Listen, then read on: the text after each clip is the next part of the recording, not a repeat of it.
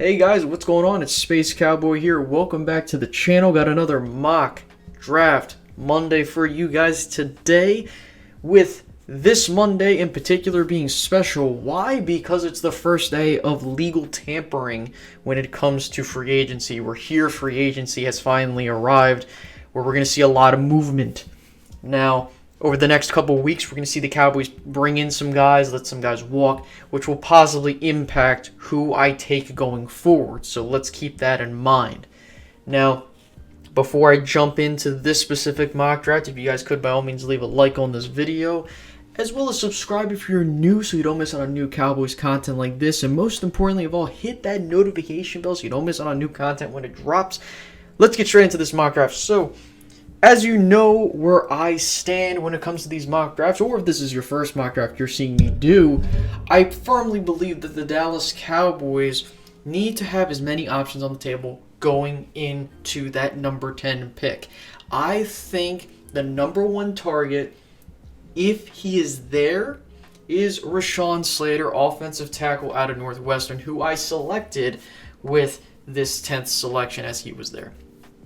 I've talked a lot about Rashawn Slater, and I want to just reiterate the importance that he will have in terms of protecting Dak Prescott, but more importantly, injecting youth into this offensive line, ensuring that with that 5-year investment, we're getting a 10-year player out of it in the long run. And I think he's that. I think he's a guy you can plug in at left guard.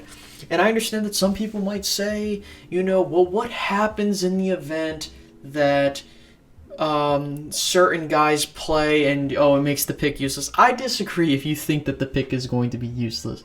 I personally believe that Rashawn Slater, if you plug him at left guard, hey, if Tyron and Lyle are perfectly fine, that's awesome, because now your offensive line has a young guy that's in the wing getting ready to take over at that left tackle position when Tyron just, retires, or at worst case scenario, Tyron is still upright and maybe he plays a solid majority of his games, if we're lucky all the games, but I doubt that. And you have a guy at left guard for 5 years. You pretty much solve your left guard problem. But I think that he's your pick at 10. You would protect Dak Prescott, you paid him all that money, and you ensure that your offensive line is good for years to come. Moving on to pick 44 in the second round, I had the Dallas Cowboys select Joseph Asai, edge rusher out of Texas. Now, before you come at me, why are we taking an edge rusher, this, that, and a third? Look, number one, there wasn't Richie Grant there or Trevon Moehrig. They actually both went in the earlier part of the second round before our pick came up. But most importantly, the Cowboys are looking at Joseph Asai. And I think that if we're being completely honest here, he's a guy that I'm looking at to possibly be someone that can come in, and whether Randy Gregory pays off or not, and I'll give Joe Rod from Cowboys Blog some credit here in his most recent discussion regarding Joseph Asai. There's a possibility that the Cowboys could be looking at him as the heir apparent to DeMarcus Lawrence, and that is something that I can definitely see. At his pro day, you had Will McClay there along with 2 other Cowboy scouts, I believe. And so when I look at that, it shows me that the Cowboys are definitely looking, and usually when they look at certain prospects, especially when they go to certain pro days, you kind of get a sense that they might go after that guy. So I definitely could see the Cowboys going after Joseph Asai, and just keep in mind, he's no scrub. He was a stud at Texas throughout his college career, especially towards the end, and I think that he's a guy that the Cowboys might want to consider if they really want to have a contingency plan in place for not only if someone gets hurt, but also if DeMarcus Lawrence isn't going to live up to his contract. So if it ends up resorting into a cut. But we'll see. I think Joseph Asai is going to definitely be in play for the Cowboys, and we'll keep an eye out on that. Moving on to the third round, the Cowboys had 2 picks in the third round. They have pick 75 and 99. At pick 75, I took a Darius Washington safety out of TCU. As you know, this is Trevon Moehrig's teammate, and I think that if you were to tell me where I would grade him, I think that honestly he's probably the third or fourth safety on the board in terms of who's available. I think he was the best safety on the board at the time.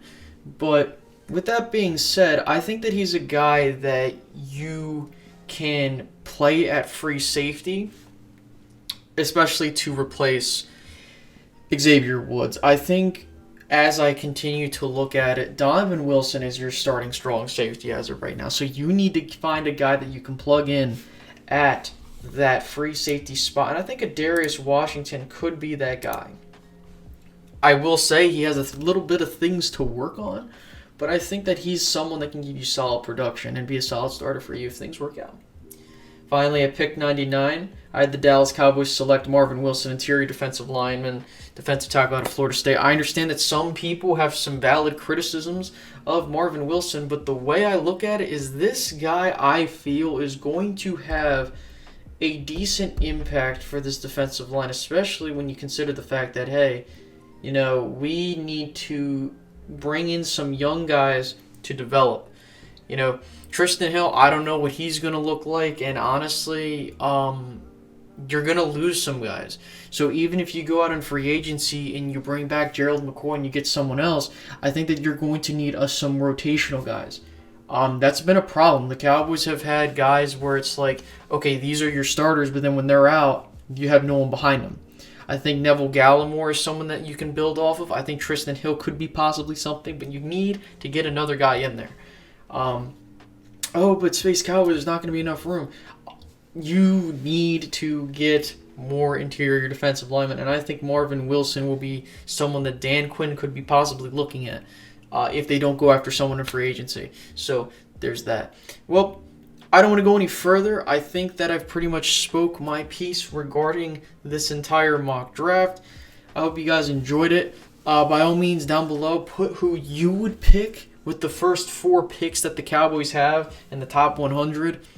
And I will be looking forward to that. So I can't wait to see what you guys put down below. Remember, guys, make sure to like, make sure to subscribe, and hit the notification bell. And I'll catch you guys in the next video. Okay, guys? Have a good one. Bye-bye.